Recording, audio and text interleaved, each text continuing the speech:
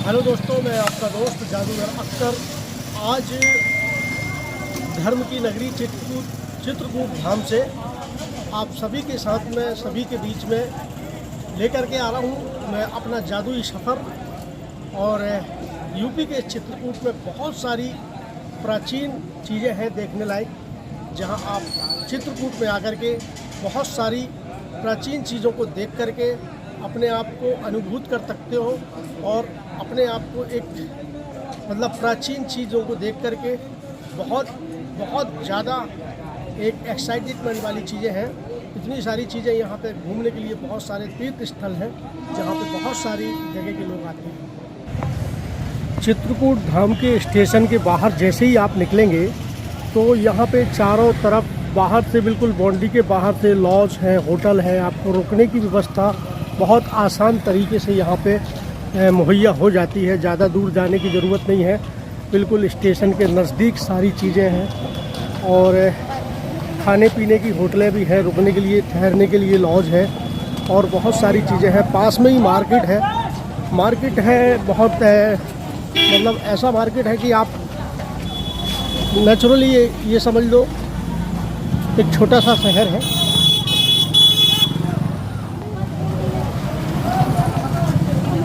ये पूरी होटलें हैं स्टेशन के बिल्कुल बाहर, और यहीं करीब में पास में मैं भी ठहरा हुआ हूँ ओके होटल में, जो अभी बिल्कुल नया कंस्ट्रक्शन हुआ है इसमें।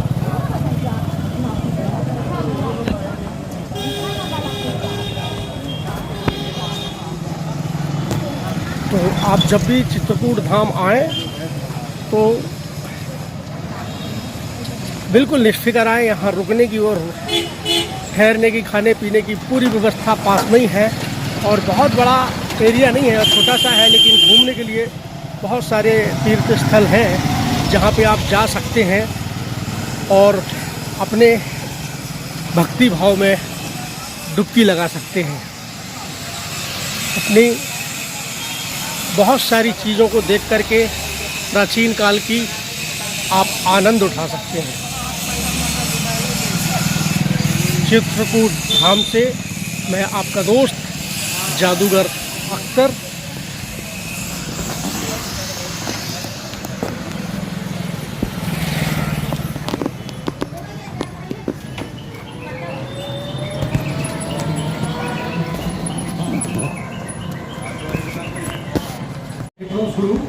आज चित्रकूट धाम प्रभु राम की जो तपस्वी नगरी है उसमें मैं हूँ।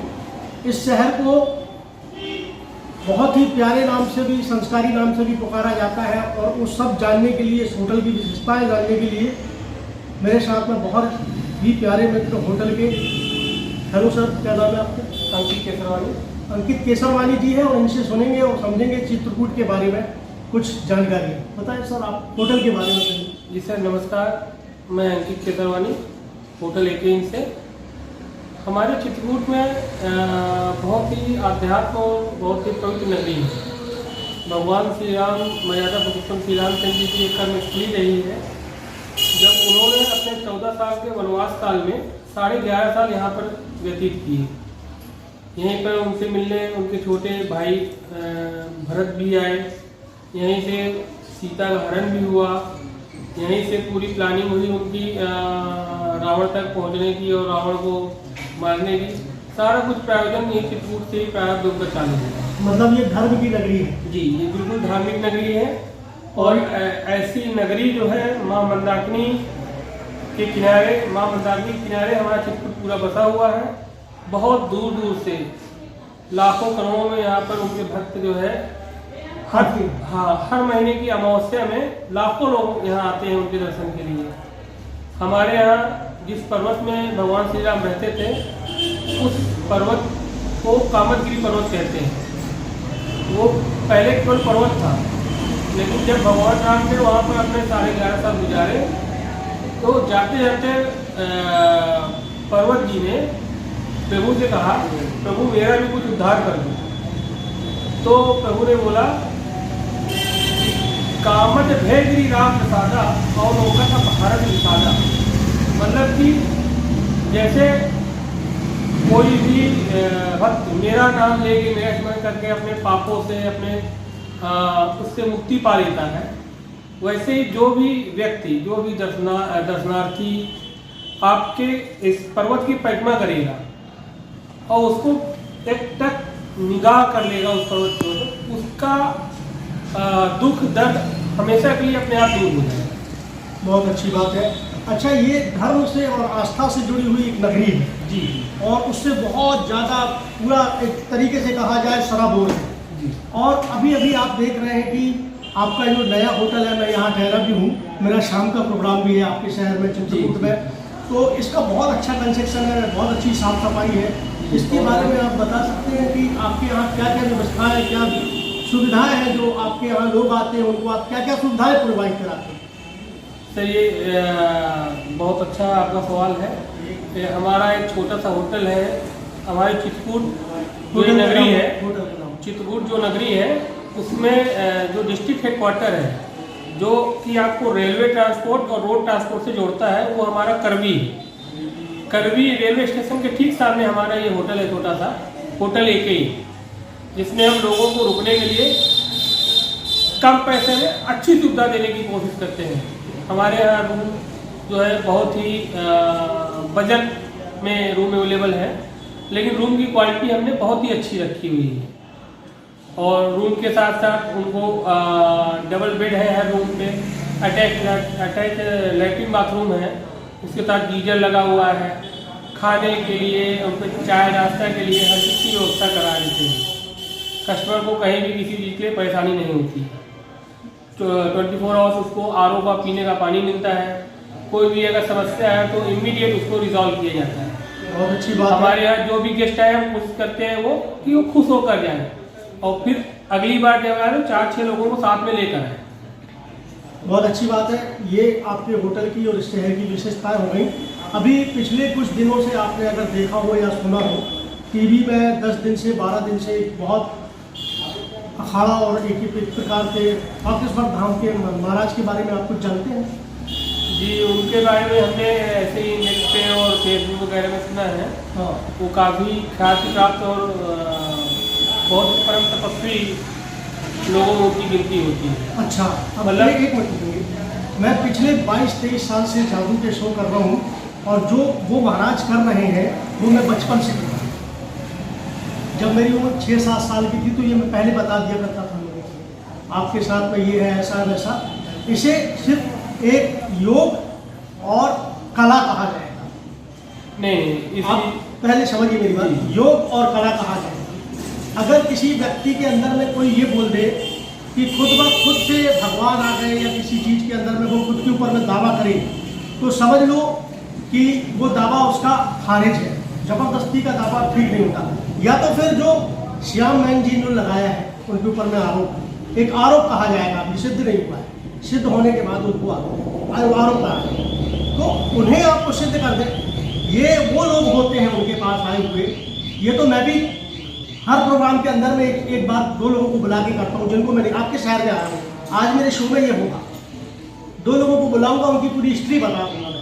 तो ये थोड़ी है कि मैं किसी तरीके का चमत्कारी आप केवल हिस्ट्री बताएंगे, हाँ, वो उसका रिजोल्यूशन करते हैं। बिल्कुल नहीं होता, ऐसा होता ही नहीं है। देखिए, आप ये समझिए हाँ, कि उनके जो भी वो दिव्य दरबार या पंडाल वगैरह जो जी, उनके ग्राम कथा होती है, हाँ, लाखों लोग आते हैं। उसका बिल्कुल बहस कर रहे हैं, उसका बिल्कुल लाखों लोग आते हैं। जो अंधविश्वास फैला है उसका विश्वास है। नहीं, हम कह रहे हैं चलिए ठीक है आपकी बात, अंधविश्वास, हाँ, लेकिन ये श्रद्धा का विषय है। हाँ, और दूसरी श्रद्धा के चीज़ कोई तमाशा दूसरी, अगर हमें कोई समस्या है, हाँ, ठीक है, हम उनके पास गए, ठीक है, उन्होंने हमको उसका सोल्यूशन बताया हाँ, कि आप ये ऐसा ऐसा करिए। ठीक है। वो किसी को मारने के लिए नहीं बोलते, किसी के साथ गलत व्यवहार करने के लिए बिल्कुल, वो ये बताते हैं कि आप ये श्लोक पढ़िए, ये जो है मंत्र पढ़िए, इससे आपको। ये बहुत अच्छी बात, तो इस बात का विरोध नहीं है। तो फिर उसके बाद आदमी उनके पास थैंक यू बोलने भी आता है। थैंक यू बोलने जाता है, वो बात ठीक है। आप एक साइकोलॉजी की चीज़ें हैं।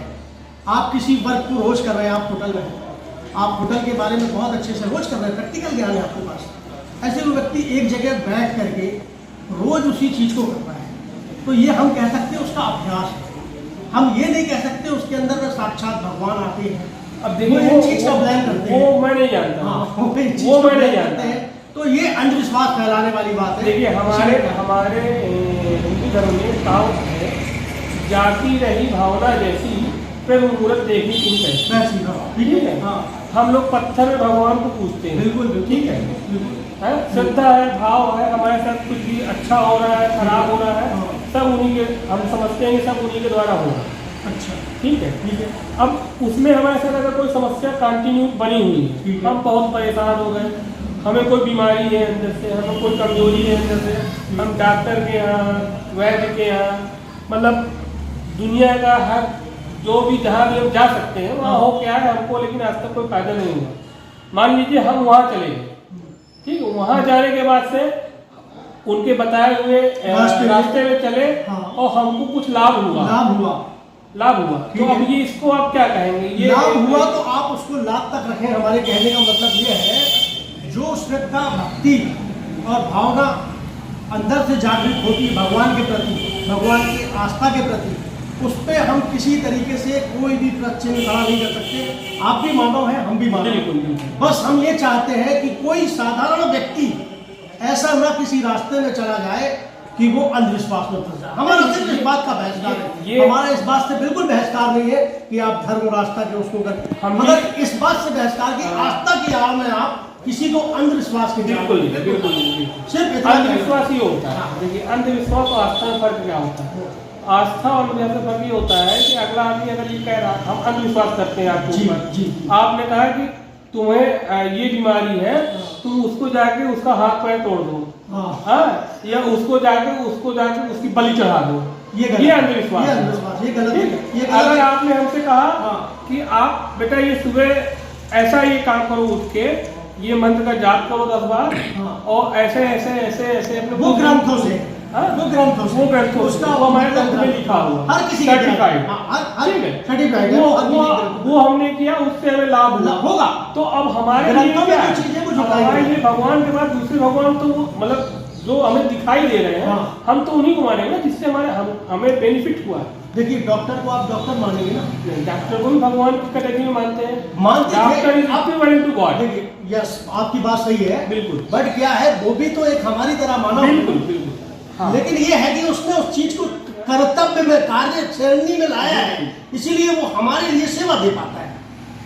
तो इसका ये मतलब नहीं हो जाता कि आप हम उसे भगवान भगवान मान सकते हैं, आप भगवान मान सकते हैं, भगवान वही इक्विवेलेंट टू गॉड। यस, मतलब एक वो जो हमारे सामने हमको दिख रहा है, ये वो भगवान है।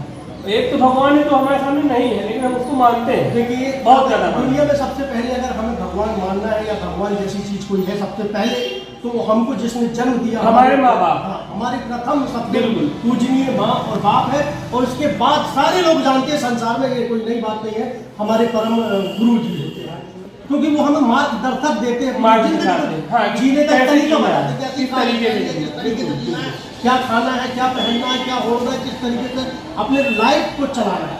तो वो दूसरा महत्व उसको दिया है। फिर आपके साथ में जितने लोग जुड़ते हैं, जैसे मैं आपसे जुड़ा आज, ये एक हमारा जुड़ने का एक कोई ना कोई माध्यम बना, एक माध्यम बना, हम बन गए, आपसे मिल गए। इसी तरीके से एक माध्यम होता है, प्रकृति ने एक माध्यम बनाया है, बिल्कुल सही आपका, प्रकृति ने एक माध्यम बनाया है। प्रकृति कभी ये नहीं कहती है कि आप इंसान होके इंसान की पूजा करो, प्रकृति ये कहती है इंसान होके इंसान का सम्मान, इंसानियत। तो मेरे दोस्त, मेरे कहने का मतलब ये है, किसी की आस्था को, किसी के धर्म को, किसी के अंतरात्मा को ठेस पहुंचाने का बिल्कुल कारण नहीं है। हम जादूगर लोग हिंदुस्तान के अंदर में जितने भी जादूगर हैं, आज इस चीज को लेके अभी से नहीं, हम पिछले 25-27 साल से, जब से मैं प्रोग्राम कर रहा हूँ, तब से अंधविश्वास को लेके बहुत पर्दाफाश किया। मेरा यूट्यूब में बहुत सारे वीडियो भी पड़े हुए हैं। अभी कुछ दिन पहले एक अंधविश्वासी मेरे साथ फंसा था, उसका भी पर्दाफाश किया था। और श्री श्याम अनोज जी जिन्होंने ये दावा किया है महाराष्ट्र प्रांत से, उन्होंने कई हजार साधुओं को इस तरीके से पर्दाफाश किया। हो सकता है इनका भी पर्दाफाश होने में कुछ टाइम लग रहा है, लग सकता है, लेकिन जो सच्चाई है वो सच्चाई है, ना उसे मैं नकार सकता, ना आप नकार सकते। हो सकता है ना भी हो, और हाँ, सच्चाई है, मैं ये बोल रहा हूँ, बिल्कुल, उनके ऊपर मैं किसी तरीके से कोई सब आदमी एक जैसे नहीं होते। सब एक जैसे हमारी सड़क है, हमारे रोड हाथ है। में 5 उंगलियां हैं, पांचों एक बराबर नहीं होती है, लेकिन ये है कि हमको खुद को आज इतने स्मार्टफोन लेके हाथ में चलने के बाद जेब में रखने के हमको बाद स्मार्ट होना पड़ेगा। हमको भी स्मार्ट होना पड़ेगा और सोचना और ज्ञान, थोड़ा सा दिमाग और बुद्धि विवेक लगा करके सब दिया भगवान ने, सबको दिया, सबको यूज करना चाहिए। उसे यूज करना चाहिए। आज इन्हीं शब्दों के ये नहीं साथ कि कोई कह दे कि वो कुछ हो रहा है तो बस बिल्कुल आप आंख बंद करके उसके पीछे भाग। बिल्कुल विश्वास नहीं कीजिए। बहुत अच्छा लगा आपसे आज बातचीत करके चलिए, केसरवानी जी, धन्यवाद। आशीष केसरवानी जी और मैं अंकित। जादूगर अंकित केसरवानी जी और मैं जादूगर अख्तर, संस्कारधारी शहर जबलपुर से। और ये कर्म और एक आस्था की नगरी, धर्म की नगरी चित्रकूट से आज इन्हीं शब्दों के साथ हम लेते विदा। फिर मिलेंगे अगले एक नए वीडियो के साथ। अगर आपने हमारे YouTube चैनल को अभी तक सब्सक्राइब नहीं किया है तो आज ही सब्सक्राइब करें और अपने दोस्तों को लिंक जरूर शेयर करें। Thank you and good bye.